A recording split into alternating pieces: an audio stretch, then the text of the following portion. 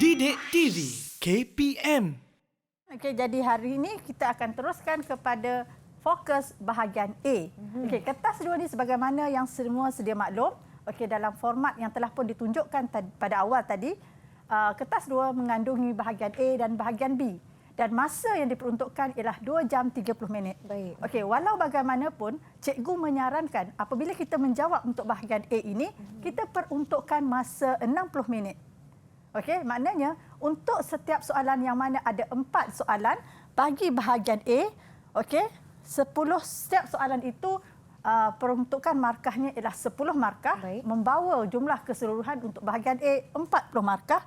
Jadi cikgu sarankan murid menjawab bagi soalan contohnya, bagi soalan nombor 1, gunakan masa untuk menjawab okey dalam masa 15 minit. Baik. Okey.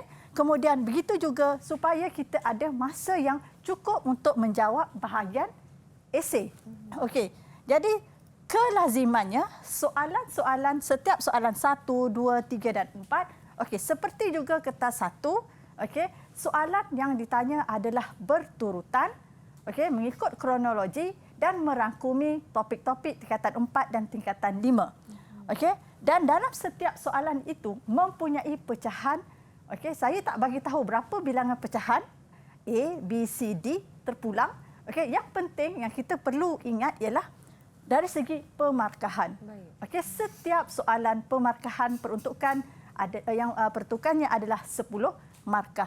Jadi bilangan itu calon kena baca soalan supaya tidak ada soalan yang tertinggal tidak dijawab. Okey, pastikan bahagian A ini calon mesti jawab semua. Dan yang paling penting, jangan menjawab dalam kertas helaian yang dibekalkan. Sebab ini berlaku kepada calon-calon saya sendiri, okey, yang mana kita telah pun bagi tahu bahawa dalam bahagian A mesti dijawab pada ruangan yang telah pun disediakan. Okey, tak perlu membazir masa, teruskan kepada menjawab pada ruangan yang disediakan. Okey. Kelazimannya, okey, jadi di sini kita lihat soalan-soalan 1 dan 2 ini merangkumi topik-topik daripada tingkatan 4. Okey, sama juga seperti tadi, ada 10 topik yang mana dalam 10 topik ini, okey, kemungkinan andai kata, okey, soalan yang pertama itu daripada bab 1. Jadi tidak mungkin soalan yang kedua itu daripada bab 1 juga. Mungkin boleh ditanya daripada bab-bab yang lain. Okey, jadi kalau kita lihat di sini, okey, kalau soalan 1 dan 2 itu daripada topik tingkatan 4, soalan 3 dan 4 daripada topik tingkatan 5. Okey? Mengikut kronologi. Okey, tak adalah tiba-tiba soalan nombor 1 itu bab 5, tiba-tiba soalan nombor 2 itu bab 1. InsyaAllah tidak berlaku begitu kerana cara apabila pembinaan soalan itu saya yakin mereka telah mengambil kira dari segi aspek teknikal seperti ini. Okey? Jadi ini merupakan satu contoh soalan untuk perbincangan kita pada hari ini. Okey, jadi dalam contoh soalan yang pertama ini, jadi kita ada soalan 1, soalan 2, soalan 3, yang mana pecahannya ni, okey, kita lihat soalan yang pertama, pecahan A. Okey, di sini adalah stimulus. Perang Dunia Pertama, iaitu 1914 hingga 1918. Okey, berlaku dalam kalangan negara di Eropah membawa pada persaingan antara kuasa imperialis bagi mempertahankan kepentingan masing-masing. Dalam stimulus ini sudah ada gambaran jawapan yang boleh digunakan untuk menjawab soalan sama ada bahagian A maupun bahagian B pecahannya. Okey, kita lihat soalan yang pertama, nyatakan. Okey, jadi suka saya untuk menyarankan kepada murid-murid calon SPM, okey, apabila kita menjawab soalan bahagian A ataupun soalan kertas 2 secara umumnya, kita ingat kita mesti menjawab dalam ayat yang lengkap. Okey, mungkin ada kata, alah kita terus je lah soalan tanya pakatan.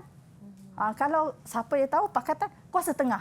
Terus begitu, saya rasa macam tidak begitu molek. Alangkah moleknya cara kita menjawab, kita ambil daripada jawapan daripada soalan. Okay, sekurang-kurangnya kalau kita tak ambil pakatan yang terlibat dalam Perang Dunia Pertama ialah tak perlu. Kita ambil sekadar pakatan tersebut ialah. Okay, jadi macam memberi salam lah dahulu kan. Okey, ini adab lah kan. Jadi kalau kita lihat, Okey, pertama, kita dah tengok soalan, kita highlightkan kata kunci, apakah kehendak soalan, kemudian tengok markah 2. Apabila markah 2 di sini, maknanya ada 2 isi, 2 fakta. Okey? Jawab dalam ayat lengkap. Di sinilah kalau kita lihat banyak kali bila diuji di sekolah, pelbagai bentuk jawapan murid kita bila 2 markah. Okey, ada yang suka buat tanda sempang. Okey, dia pun tulislah apa jawapan dia lah. Kat sini ditulis. Ada yang pandai-pandai nombor 1 Roman, nombor 2 Roman. Dia pula yang tolong tuliskan sebab dia kata 2 markah cikgu. Baik. Kita jangan ubah. Kalau dia dah keluarkan dalam bentuk begini, maka inilah cara menjawabnya. Dalam bentuk ayat yang lengkap, pakatan tersebut ialah pakatan kuasa tengah dan pakatan bertiga. Saya memang kalau siapa yang masih ingat, bila masuk Perang Dunia saya akan bagi akronim pakatan pakatan bertiga ini BPR. BPR ni murid-murid saya, cikgu itu kumpulan rock cikgu, BPR, Bumi Putra Rockers. Tidak. BPR di sini ialah Britain, ketuanya, Perancis dan Rusia. Dan pakatan kuasa tengah ialah Jerman. Austria-Hungary. Jadi bila kita lihat di sini, kita beri gambaran supaya mungkin, bila kita jawab ni, kita buatlah point sikit supaya mungkin dapat membantu kita mengingat bagi jawapan soalan seterusnya. Jadi di sini sudah dapat 2 markah. Okey, soalan yang kedua, maknanya soalan B. Markahnya 4 markah. Okey, mengapa Perang Dunia tercetus di Eropah? Bila soalan kata kunci mengapakah, maknanya faktor. Okey, untuk makluman dan juga untuk imbas kembali, ada 3 faktor mengapakah berlaku Perang Dunia Pertama. Jadi faktor yang pertama ialah disebabkan oleh persaingan kuasa imperialis. Faktor yang kedua ialah disebabkan oleh adanya pakatan ketenteraan dan faktor yang ketiga ialah krisis rantau Balkan ataupun murid akan jawab, cikgu berkaitan pembunuhan Archduke Franz Ferdinand. Okey, itu. Jadi kita buat dulu, catat dulu ingatan jangka pendek kita tu. Baik. Kita takut kita terlupa. Okey, barulah kita ingat kita nak menjawab mesti dalam bentuk ayat yang lengkap. Okey, markah 4 markah ini mengapa? Jadi maksudnya 4 markah biologik, okey. Maksudnya sekurang-kurangnya 2 fakta lah daripada 3 fakta. Tapi nak tulis panjang ketiga-tiga fakta tak ada masalah. Lebih banyak ditulis lebih bagus. Tapi kalau kita tak mampu, mungkin kita kata kita dah ingat 2 saja, insya-Allah sudah memadai. Okey, maka kita lihat di sini. Inilah contohnya Perang Dunia Pertama tercetus kerana. Sebab bila mengapa? Kerana. Ayat yang pertama kita ambil daripada yang saya highlightkan warna hijau itu. Okey, kerana kewujudan pakatan ketenteraan. Kenapa saya ambil pakatan ketenteraan? Sebab dalam soalan A tadi dah ada pakatan ketenteraan. So sebenarnya jawapan kadang-kadang soalan yang berikutnya dia ada kaitan dengan soalan sebelumnya. Jadi kita dah ada 1 markah. Apa pakatan tersebut? Pakatan kuasa tengah dan pakatan bertiga. Okey, saya highlight 1 sajalah. Bagaimana cara penandaan itu berdasar pada skema, kita tidak tahu. Tetapi di sini saya ambil sebagai pakatan kuasa tengah dan bertiga ini sebagai 1 markah. Okey, bersaing untuk mendapatkan tanah jajahan. Okey, selain itu, perang ini berpunca dari krisis rantau Balkan, yang mana kalau boleh nak hurai lagi, kalau benda ini atau soalan ini dalam bentuk soalan bahagian B, esei, boleh dihurai lagi. Tetapi kalau memadai untuk bahagian A ini, maka kita sebut mungkin antaranya krisis rantau Balkan atau kemuncak krisis rantau Balkan adalah disebabkan oleh pembunuhan Archduke Franz Ferdinand.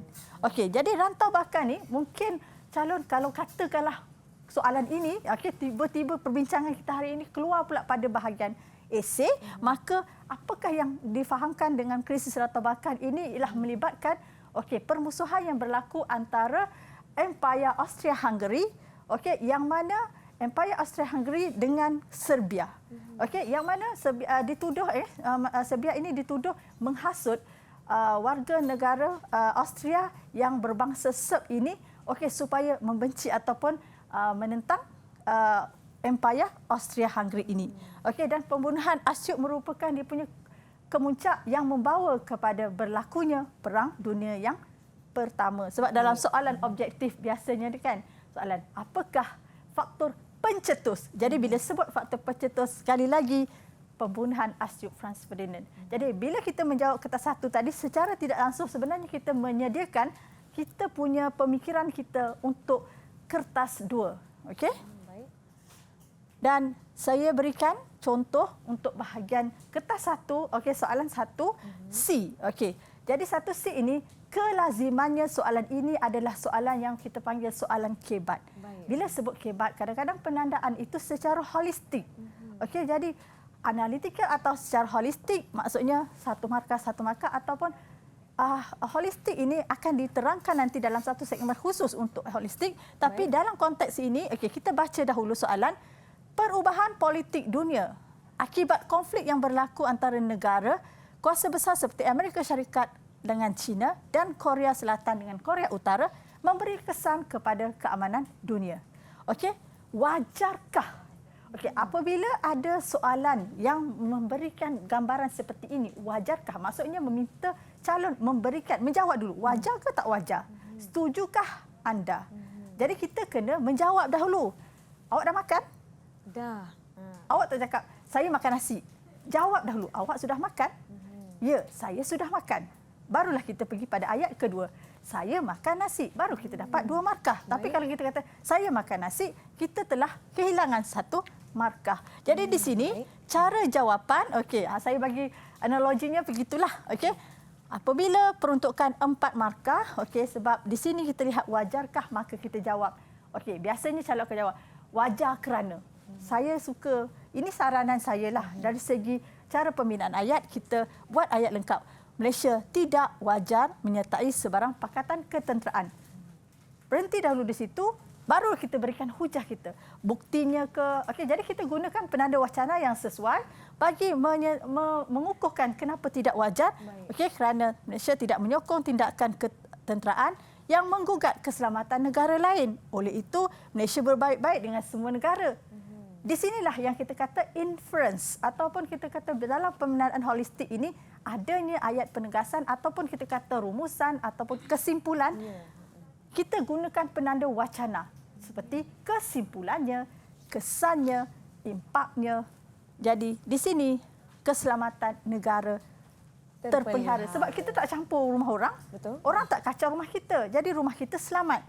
Dan kalau masukkan lagi banyak fakta lain yang kita boleh masuk. Tadi dalam perbincangan soalan Zofan tadi. Okey, dalam kertas 1 kita kata kita ni bebas berkecuali. Bila kita berkecuali, maka maksudnya tidak menyokong sebarang tindakan ketenteraan kerana dasar yang dilaksanakan oleh negara kita yang berkecuali. So itulah maklumat-maklumat yang kertas 1 membantu dalam kita bersedia dalam kertas 2. Didik TV KPM